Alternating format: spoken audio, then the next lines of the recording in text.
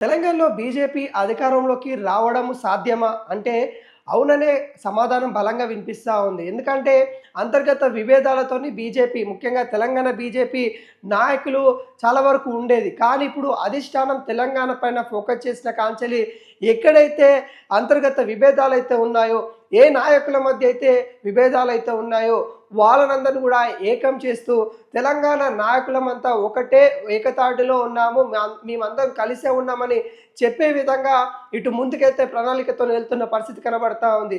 దానిలో భాగంగానే నిన్న బీజేపీ సంబంధించిన సీనియర్ నేతలందరూ కూడా కలిసి బండి సంజయ్, కేంద్ర సహాయక మంత్రిగా ఉన్న బండి సంజయ్ ఇంట్లో ఏదైతే లంచ్ కూడా వెళ్ళడం జరిగింది. అయితే ప్రధానంగా సీనియర్ నాయకులంతా కలిసి ఒక కాడ లంచ్ చేయడం ఇది ఒక సాధారణ విషయం అని కూడా చెప్పుకోవచ్చు. కానీ ఏదైతే ఈటల రాజేందర్ కావచ్చు, బండి సంజయ్ కావచ్చు, బండి సంజయ్ ఇంటికి ఈటల రాజేందర్ వెళ్ళడం కావచ్చు, ఇది ప్రధానంగా చర్చగా జరుగుతూ ఉన్న పరిస్థితి కనబడతా ఉంది. ఎందుకంటే గతంలో ఇటు బండి సంజయ్, ఈటల రాజేందర్ ఈ రెండు వర్గాల మధ్య కూడా ఇటు కరీంనగర్లో కొంత వర్గ పోరైతే ఉండేది. కరీంనగర్ ఇద్దరి అడ్డా కాబట్టి ఇటు బండి సంజయ్కి ఎంత వర్గ నేతలు అయితే ఉన్నారో ఇటు ఈటల రాజేందర్ కూడా అంతే వర్గ నేతలు ఉంటారు కాబట్టి ఈ రెండు వర్గాల మధ్య కొంత విభేదాలు అయితే ఉండేది. కానీ ఇప్పుడు స్వయంగా ఈటల రాజేందర్ బండి సంజయ్ ఇంటికి వెళ్ళడం, అక్కడ కూడా కీలక నేతలందరూ కూడా రావడం, చర్చించడం, తెలంగాణ వ్యూహాత్మకంగా ముందుకు ఎలా వెళ్దామని కూడా చర్చలు జరగడం ఇప్పుడు తెలంగాణలో బీజేపీకి కొత్త దశ మొదలవుతా ఉంది అన్నట్టుగా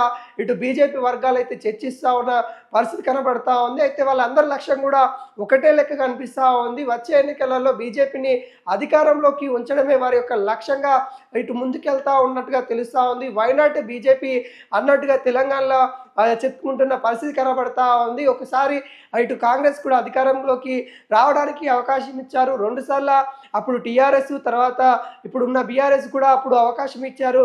అయితే బీజేపీ కూడా ప్రజలు చూస్తూ ఉన్నారు. బీజేపీ ప్రభుత్వం కూడా తెలంగాణలో రాబోతా ఉంది అంటూ ఇటు అధిష్టానం కావచ్చు, ఇక్కడ ఉన్న నాయకులు కావచ్చు కొంత బలంగా బిలీవ్ చేస్తున్న పరిస్థితి కనబడతా ఉంది. దానిలో భాగంగానే ఇటు కీలక నేతలు ఏవైతే వాళ్ళ యొక్క అంతర్గత విభేదాలన్నీ పక్కన పెట్టేసి వాళ్ళంతా ఏకతాటిలో వెళ్ళడానికి ఇటు అధినేతలు అయితే కృషి చేస్తున్న పరిస్థితి కనబడతా ఉంది. ఇటు బండి సంజయ్ కావచ్చు, ఈటల రాజేందర్ కావచ్చు, ఇటు లక్ష్మణ్ కావచ్చు, ఎవరైతే సీనియర్ నేతలు ఎవరైతే ఉన్నారో వాళ్ళందరూ కూడా బీజేపీని ముందుకు తీసుకెళ్లాలని ఏకైక లక్ష్యంతో ఇటు రాజకీయంగా వ్యూహాలతో ముందుకు వస్తున్నట్టుగా క్లియర్ కట్గా కనబడతా ఉంది. ముఖ్యంగా హైదరాబాద్ 3 కార్పొరేషన్లు ఏవైతే ఉన్నాయో ఇక్కడ బీజేపీ జెండా ఎగరవేయాల్సిందే, ఇది ఒక సెమీఫైనల్ అని కూడా భావిస్తున్నట్టుగా తెలుస్తూ ఉంది. ఫైనల్ మ్యాచ్ ఏమో ఏదైతే అసెంబ్లీ ఎన్నికలు అయితే వాటికంటే ముందు వచ్చే ఈ జిహెచ్ఎంసీ సంబంధించి మున్సిపల్ ఎన్నికలు ఏవైతే ఉంటాయో అవి సెమీఫైనల్గా భావిస్తున్న పరిస్థితి కనబడతా ఉంది. ఇక్కడ 3 కనీసం 2 గెలిస్తే మరి ముందుకు మరింత అవకాశాలు ఉండే నేపథ్యం కనబడతా ఉంది. గతంలో కూడా జిహెచ్ఎంసీ సంబంధించి 150 స్థానాల్లో కూడా అత్యధికంగా స్థానాలు ఇటు అధికారంలో ఉన్నప్పుడు అధికారంలో ఉన్న టీఆర్ఎస్ పార్టీ కంటే ఇటు బీజేపీ కూడా ఇటు బలంగానే పోటీ ఇచ్చిన పరిస్థితి కనబడింది. తృప్తిలో ఇటు మేయర్ సీటును కూడా కోల్పోయిన పరిస్థితి మనం చూస్తాం. ఇప్పుడు అలాంటి తప్పిదాలు లేకుండా ఏదైతే గతంలో ఓటమి పాలైన బీజేపీ ఇప్పుడు అలాంటి తప్పు చేయకుండా ఏదైతే మేయర్ సీటు లక్ష్యంగా 3 కార్పొరేషన్లో 3 మేయర్ స్థానాలు గెలవడం లక్ష్యంగా ఇటు ముందుకెళ్తున్నట్టు కూడా కనబడతా ఉంది. దానిలో భాగంగానే కీలకంగా ఉన్న కీలక నేతలు ఎవరైతే ఉంటారో వాళ్ళందరినీ కూడా ఏకతాటిలోకి తీసుకురావడానికి పదే అంటే ప్రజల్లోకి ఒక నమ్మకం కలిగించే విధంగా, ఎందుకంటే బీజేపీ నేతలు అంటేనే కొంత విభేదాలు అయితే ఉంటాయి, ఒకరిపైన ఒకరు విమర్శలు చేసుకుంటారు, కామెంట్లు చేసుకుంటారు, ఇట్లా ఒక భావన ఉండేది. అలాంటి భావన తొలగిపోవడానికి ఇటు పదే బీజేపీ నేతలంతా కూడా ఒకే దగ్గర కలవడం, లంచ్ చేయడము, వాళ్ళకు విభేదాలు లేవు అని కూడా ప్రజలకు తెలిసే విధంగా ఇటు బీజేపీ ప్రణాళిక చేస్తున్నట్టుగా క్లియర్ కట్గా కనబడతా ఉంది.